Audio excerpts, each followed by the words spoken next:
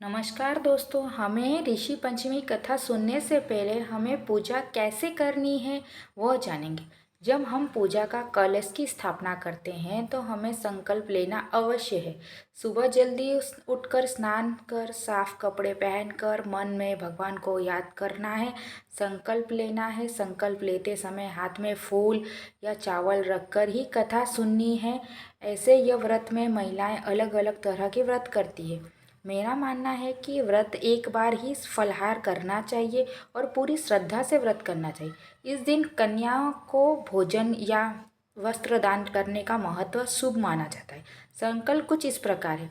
मैं सप्त ऋषियों को प्रणाम करती हूँ। आज भाद्रपद मास की शुक्ल पक्ष की पंचमी तिथि को स्त्रियों के मासिक धर्म के समय मुझे से जो अनजाने में भूल हो गई हो उसकी क्षमा याचना और शरीर की शुद्धता के लिए ये श्रद्धा और भक्ति से ऋषि पंचमी का व्रत करूँगी। अब कथा चालू करते हैं। कथा पढ़ते समय भी जो भूल हो उसे ऋषियों से माफ़ी मांग लेनी चाहिए। सबसे पहले हमें सप्त ऋषियों का चित्र स्थापित करके उसके आगे अखरोट या सुपारी या मिट्टी के टुकड़े पर उनका प्रतीक बनाकर पूजन करें। हल्दी कुमकुम जल अगरबत्ती अर्पण करें। अब चालू करते हैं कथा। कथा कुछ इस प्रकार है। बहुत समय पहले विदर्भ देश में एक ब्राह्मण अपनी पत्नी के साथ रहता था। उनकी एक पुत्री थी।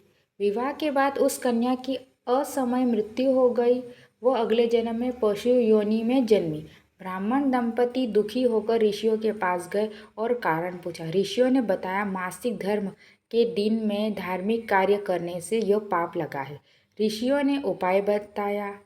भाद्रपद शुक्ल पक्षमी पंचमी को श्रद्धा और ऋषि पंचमी व्रत करने से यह दोष नष्ट हो जाते।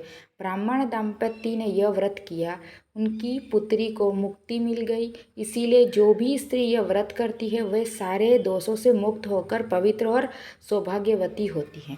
आप सबको ये कहानी कैसी लगी कमेंट एंड लाइक करना ना भूलें। मिलते हैं अगले वीडियो में। धन्यवाद।